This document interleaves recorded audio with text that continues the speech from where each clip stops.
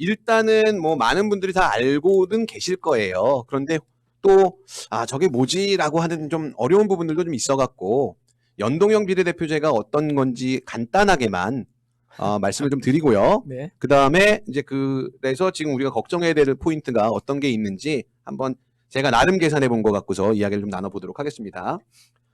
자, 예전에 저희는 그 연동형 비례대표제가 되기 전에 아주 옛날엔 지역구하고 전국구가 있었죠. 네. 그 지역구 뭐 200석, 전국구 100석 그러면 정당이 투표를 받은 거에 따라서 그 n분의 1 하는 거죠. 네. 그 비율에 맞춰서. 네. 그래서 이제 비례대표가 보통 나오게 됐는데 이게 그 사표가 너무 많이 발생한다라고 해갖고 위헌 판결이 났어요. 네. 그래서 이제 헌법재판소에서 위헌 판결이 나면서 정치권에서 이번 21대 총선 전에 선거제를 개편해야 된다라고 하는 게 이제 화두로 떠올랐습니다. 그래서 이래저래 막 하다가 보니까 연동형 비례대표제다라고 하는 얘기하고 또 준연동형 비례대표제다.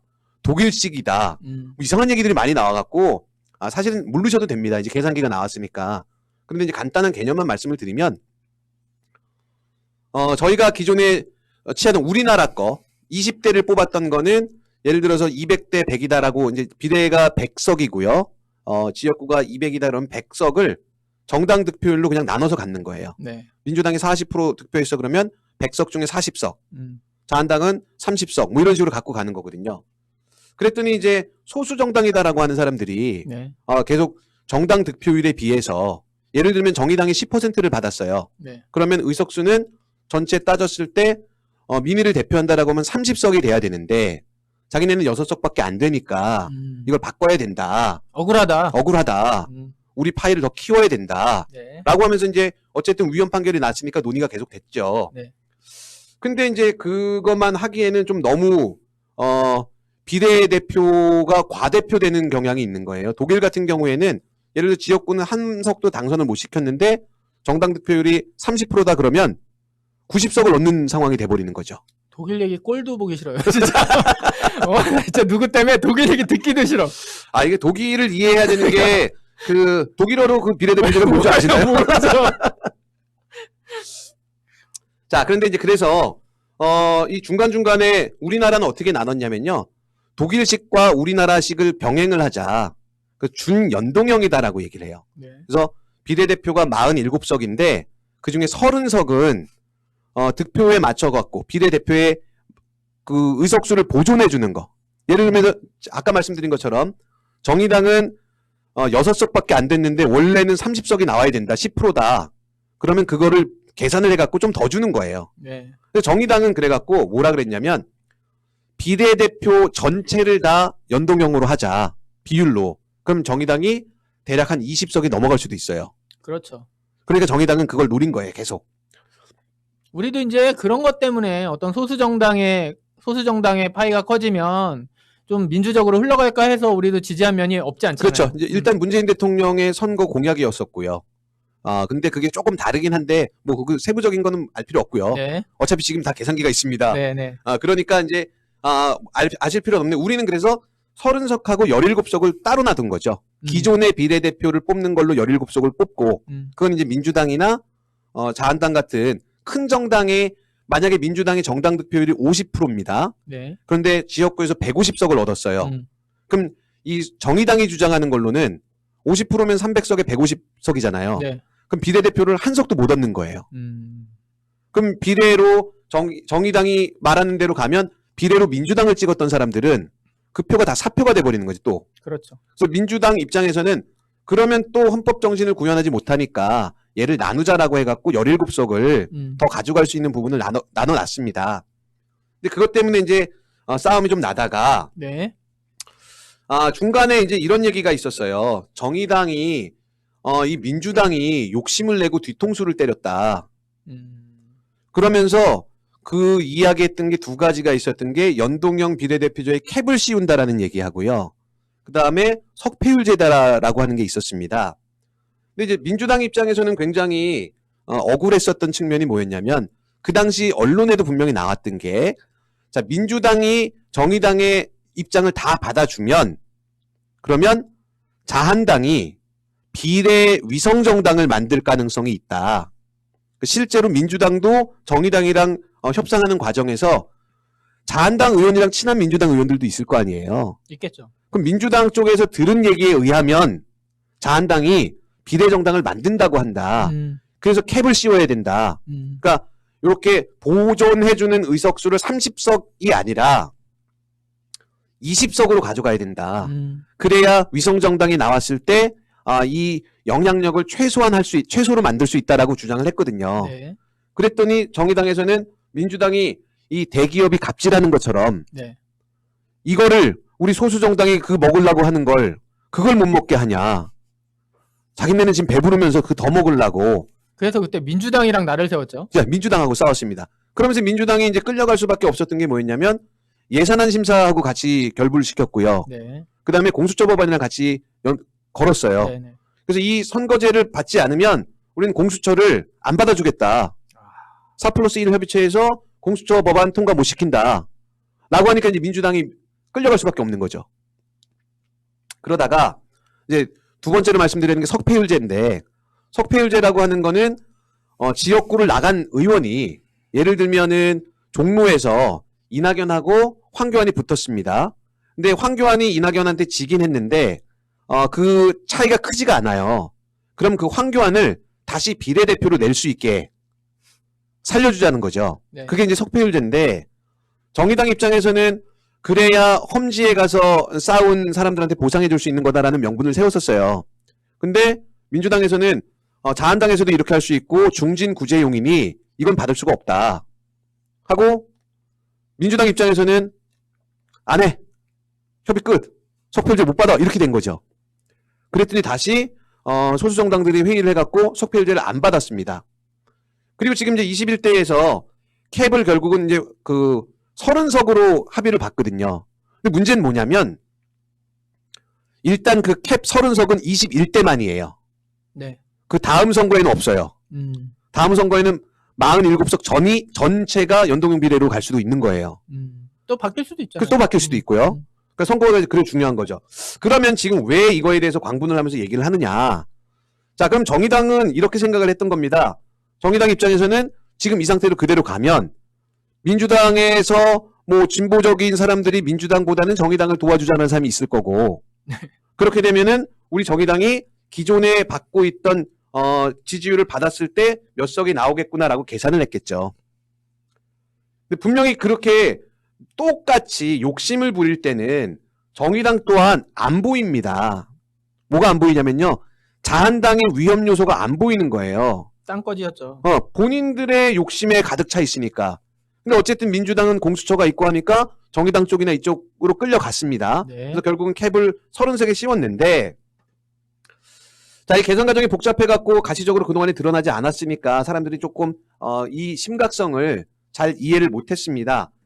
자, 제가 지금 어제자로 나온 여론조사를 말씀을 드릴게요. 어제자로 나온 여론조사에 의하면요. 오늘이죠, 오늘 아침에 발표된 거니까 민주당이 41.1%입니다. 네. 그리고 이제 통합이 됐는데 미래통합당이 32.7%예요. 네. 자, 그런 다음에 정의당이 4.2%입니다. 네. 정의당이 계속 떨어지고 있어요. 쭉 이런 군소정당끼리 나열돼 있어요. 그럼 지금 만약에 미래한국당이라는 변수를 안 가지고서 여러 가지 변수가 있어서 정확하진 않습니다. 정확하진 않은데 지금 아까 말씀드렸던 그 이야기를 그대로 지역구 같은 경우에는요. 지역구가 지금 현재의 지역구를 그대로 계산을 했습니다. 그 지역구가 누가 더 많이 당선되고 당선되지 않는다라는 걸 판단할 수가 없으니까. 그래서 현재 민주당 지역구를 110석, 그러니까 21대에서도 민주당이 110석은 확보한다.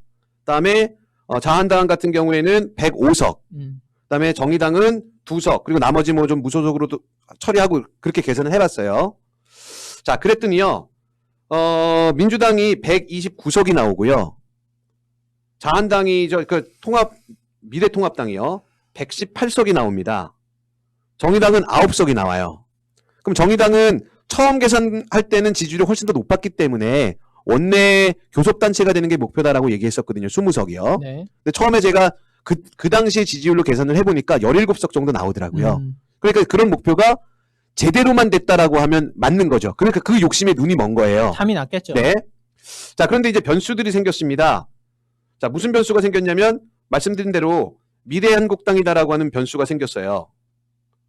자, 그래서 지금 현재 미래한국당의 지지율이 미래한국당이 아니라 그 미래통합당, 지금 자한당이라고 얘기하겠습니다. 그냥 자한당. 네.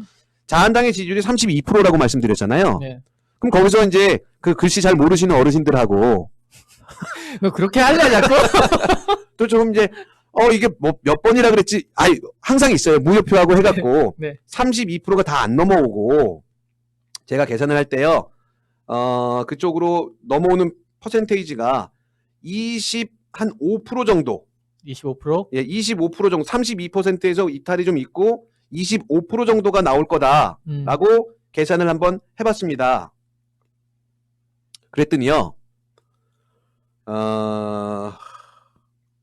이 말씀을 드리는 게 참 그런데, 충격적인가요? 예, 미래한국당이 29석이 나옵니다. 저기 비례로 먹는 것만. 비례로, 그러니까 지역구 0, 지역구 0. 지역구 0에 비례로 먹는 게 미래한국당이 29석이 나와요. 자, 그런데 정의당은 어떻게 되느냐? 6석이 됩니다. 그럼 지금이랑 별 차이 없죠. 그렇죠. 근데 원래 이제 지금 현재의 지지율로도 9석이 나오는 건데 미래한국당이 없으면 6석인데 미래한국당이 생기는 순간에 이쪽은 6석이 돼버리는 거예요. 그리고 아까 제가 이제 말씀드렸을 때 민주당은 129석이라고 말씀드렸잖아요. 근데 미래한국당이 그렇게 비대표를 받아가게 되면 민주당은 119석이 나옵니다. 네. 그리고 자한당은요 2.7%의 정당 지지율을 받는다라고, 그러니까 여전히 그냥 자한당을 찍은 사람들이 있을 거 아니에요. 네. 습관적으로. 그래서 이쪽은 106석이 돼요. 비례가 한 석이 생기는 거죠. 그러면 106석의 자한당하고 미래한국당이 29석이라고 말씀드렸잖아요. 네. 그럼 135석이 돼요. 근데 민주당은 119석이에요. 원내 일당이 자한당 계열로 바뀔 수 있다는 거죠. 그럼 이런 상황이 정확한 계산이 아닙니다. 왜냐하면 변수가 너무 많기 때문에. 그러니까요. 근데 전체적인 흐름은 이렇게 나올 수 있다는 걸 말씀드리는 거예요. 그런데 왜 지금 여기서 정의당을 탓하려고 이 얘기를 드리냐? 네. 근데 해결은 안 나. 정의당을 탓한다고 해결나는 건 아니잖아요. 그렇죠. 근데 분명히 이번에 어떤 결과가 나오든 간에 일단 대안을 만들어야 되는 거고, 또 다른 한편으로는 뭐냐면 지금 이게 22대를 갈 때 자한당이 또 이런 꼼수를 벌이지 않을 거라는 보장이 없잖아요. 그런 꼼수를 안 할 사람들이 아니죠. 그렇죠. 근데 이제 여기서 우리가 고민을 해봐야 되는 게 뭐냐면 하나의 계산을 한번 다시 해봤습니다. 네. 무슨 계산을 했냐면요. 더불어민주당.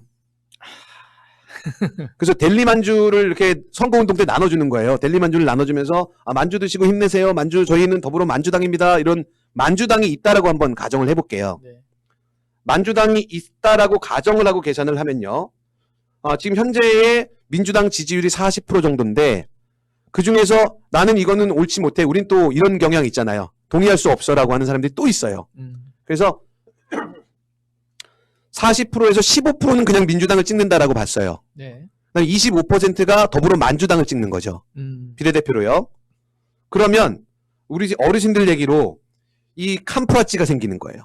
비례가 또이또이가 되겠네요. 그렇죠. 저쪽이랑. 비례가 또이또이가 되면서 자, 비례가 또이또이 되면 그 더불어민주당은 대략적으로 18석 정도를 가져갑니다.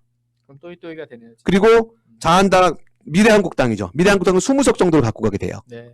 그러면 이제 2석 차이밖에 안 난다는 거죠. 그리고 이 사람들이 쓰는 거랑 동일한 방법으로 만약에 합당을 한다라고 하면 원내 일당을 차지할 수 있는 거, 유지할 수 있는 거죠. 근데 그렇게 될 때 정의당은 어떻게 되느냐? 5석이 됩니다.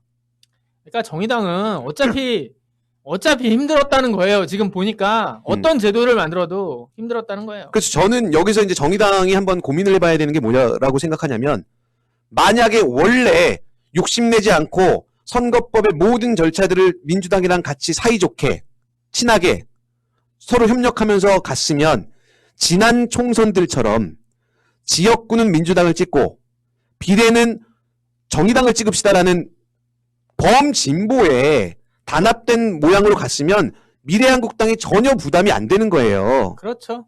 그러면 그렇게 계산을 했을 때 보니까요. 정의당이 30석까지 나옵니다. 그럴 수 있죠. 정의당이 30석이 나오고요. 민주당은 지역구만 가져가면 되니까 원래 있던 지역구에 비례 조금 플러스해갖고 110석 정도 나온다고 115석 정도 나온다고 칠게요. 네. 그러면 진보 세력들 전체를 해갖고 과반이 넘어가는 수 있는 쉬운 선거를 본인의 정당의 욕심을 위해서 대의를 저버리는 상황이 돼보고 나니까 민주당은 아마 더불어민주당 우리가 우스개로 얘기하지만 만들지 못할 거예요. 네. 근데 민주당 지지하는 사람들이 정의당을 찍겠느냐? 못 찍습니다. 지금 이 분위기면. 그러면 지금 우리가 그동안에 계속 얘기해왔던 지금 촛불혁명이 계속되고 마지막 종지부는 입법 권력들이 교체되는 걸로 지금 우리 촛불혁명이 마무리될 거다라고 했던 모든 그 연장선들이 요번 21대 총선을 통해서 완성돼야 됨에도 불구하고 이 비례정당이라고 하는 이상한 꼼수 때문에 도리어 저쪽이 더 기사회생할 수 있는 계기가 될 수 있다. 네. 그런데 그 틀을 만들어낸 게 누구냐? 물론 위헌이라서 그 제도를 바꿔야 됐던 건 있어요. 하지만 그거에 가장 큰 욕심, 가장 큰 수혜자다라고 생각했던 정의당은 지금 현재 의석보다 더 쪼그라들 수도 있고요. 그리고 전체 진보 진영이 단합해갖고 거대 악이라고 하는 자한당 계열의 정당들과 싸웠다라고 하는 역사적인 평가도 못 받게 된 상황인 거거든요. 그럼 이제 의문이 드는 거예요. 그동안에 무엇을 위해서 우리가 이렇게 난리를 쳐갖고 왔느냐 라고 하는 걱정이 드는 거죠. 그러면 저는 제가 우스개로 이제 말씀드리기도 했던 건데 제 개인 방송에서 손학규를 이용하자. 나오나요? 드디어 네. 만덕산에서? 만덕산을 이용해서 만덕산에 힘을 실어주자. 외롭다 우리 만덕산 형님이. 지금 현금 총알만 100억이라면. 총알은 빵빵해요. 총알만 많아. 총이 없어. 돈을 쓸 데가 없네. 총이 없어. 총이. 계속 땡깡 부리잖아요. 꼬마들 이렇게 셋이 모여갖고 서로 통합하려는 것도 안 돼. 내가 대표할 거야. 그러니까 서로 너네 한다고 100억 그러니까. 있어? 100억은 가져봤어? 100억 만나봤니? 그러니까요. 자, 그래서 지금 튕기는데 명분이 필요해요. 명분이. 저는 그냥 허황된 이야기입니다. 우리가 비례 한석 주면 되잖아요. 자기 세력이 있습니까? 그 세력 몇 명 주면 될 거 아니에요. 불출마한 사람 주면 될 거 아니야. 그리고 나서 우리 쪽에서 만약에 공천에서 탈락됐거나 아니면 전략 공천이기 때문에 출마를 못하는 사람들이 있을 거 아니에요. 그쪽 당에 비례로 앞순번 주자는 거죠. 그럼 지금 우리 민주당에서 공천 때문에 잡음이 일어나도 야 일단 만덕산 갔다 와. 또 가? 그래서 우리 쪽에서 조금 피해본 분들이 만덕산 잠깐 거쳐갖고 3쿠션으로 국회에 입성하면 되잖아요. 그러니까 제가 이 말씀을 드리는 건 사실은 거의 90%가 농담조로 말씀을 드리는 건데 그렇게라도 하자. 그렇게라도 해야 되는 거 아니냐 이제는. 지금 이대로 가면 우리가 생각했던 것처럼 세상이 4월 15일이면 바뀔 줄 알았더니 세상이 바뀌기는커녕 절망에 빠지는 사람들만 더 늘어날 수도 있다. 그러니 우리가 수단과 방법을 가리지 말고, 그러니까 제가 인트로에서 말씀드렸잖아요. 진보 진영은 그냥 거대 악과 싸우는 것만이 아니라 그 싸움의 과정에서 나는 피가 묻으면 안 돼요. 깨끗해야 돼요. 우리는 지금 그동안에 그렇게 싸워왔는데 지금 내가 죽느냐 상대방이 죽느냐라고 했을 때 왜 도덕 선생님이 돼야 되는지는 저는 도저히 이해할 수가 없다. 그래서 우리 전략을 짜시는 분들은 최악의 시나리오까지 다 감안하고 계시겠지만 우리가 왜 저쪽은 반칙 쓰고 싸우는데 우리는 왜 규칙을 지키면서 싸워야 되는지에 대한 근본적인 한번 의문을 드려보고 싶어서 오늘 발제를 준비했습니다. 네. 네. 혹시 그 바른미래당에서 네. 그 정은혜비 보고 네. 만덕산 우리 같이 하자라고 하면 가실 의향이 있으세요? 아니요, 미투당이야. 네. 그래서 조금 그냥 틀에 박혀 있는 고정관념을 좀 벗어나서 그 박스의 밖에서 한번 생각을 해보고 사안을 좀 봐야 되지 않을까. 네. 지금 우리가 생각하는 것만큼 21대 총선이 호락호락하고 희망에 부푼 이야기만 하기에는 현실은 좀 녹록지 않다라는 말씀을 드리고 싶었습니다. 네. 자, 우리 정은혜님 오늘 방송 어떠셨나요?